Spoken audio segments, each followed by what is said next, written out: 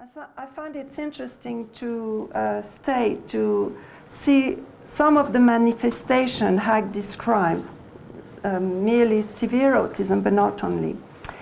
So I'm just giving you a list, which is, so then you have, look for autistic children, looking for a support, something solid for the back, trying to put the body into round containers like tires, hoops, or wrapping themselves into the curtains, inside the curtains in the room, which give the sense of a body envelope.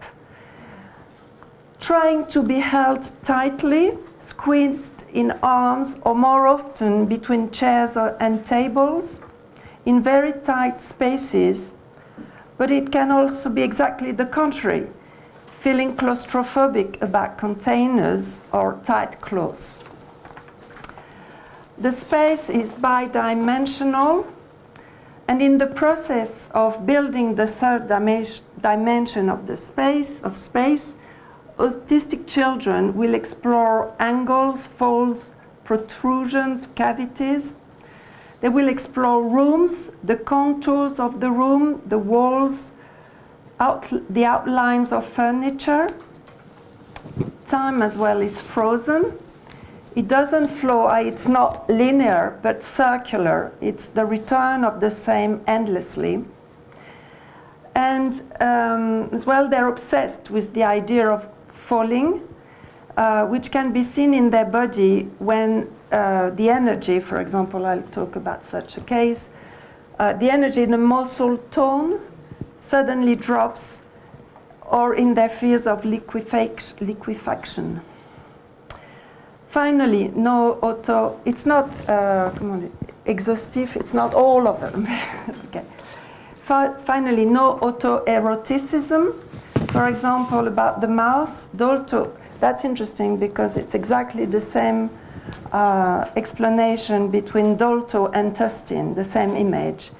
When there is a separation, or has been a separation between the mother and the future autist baby, the baby loses his or her mouth, which remains linked to the mother's body, her breast.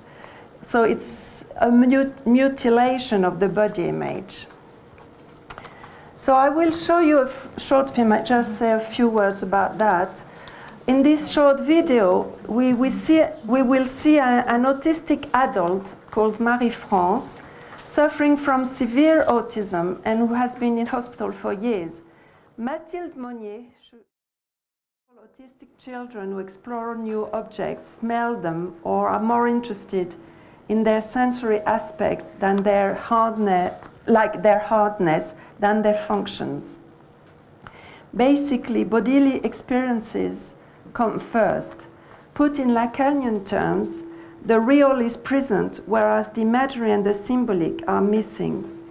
For the symbolic, it is the absence of language, to put it shortly. And for the imaginary, there are not even any fantasies, to put it shortly as well.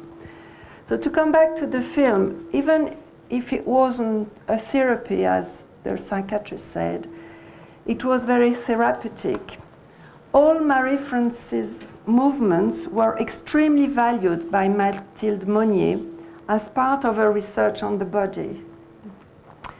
If the communication here in this clip appears to be only at the level of the body and not of words, when you watch the whole film with the rehearsals, you find Mathilde telling her meaningful words rooted in the body, like, for example, accroche-toi à moi, which means hang on to me.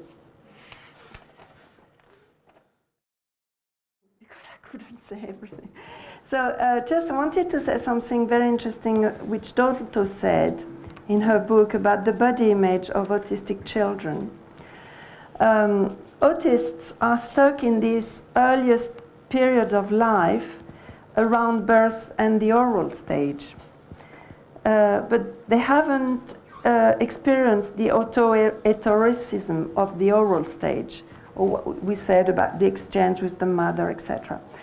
And therefore haven't gone through its sublimation, which is the oral castration, i.e. language. They are just bodies with needs to be fulfilled. As a result, they may be looking for a former, more primitive body image than the oral stage, one where they would have, when there was pleasure, I mean, just say this word, but where, yeah, when there was pleasure, let's say. It can be an olfactory body image. For example, autistic children who smell or sniff at everything. Dolto says they seem to be obsessively and desperately looking for a smell, maybe their mother's genitals, with the primitive mother they lost. So I will present 3 cases shortly, which show the evolution of my understanding on autism over the past 24 years, when my journey started with them. The second therapy was 10 years ago, and the third one is a new patient I've been seeing since last April. So the first case, David, was an autistic child of 3 and a half years when I met it in 1992. It was my first year of work, and it was a real encounter for me in the sense that I had a real desire to work with him, and he responded to it in his own way. Our sessions were very quiet, not only because he did not speak, but also because he followed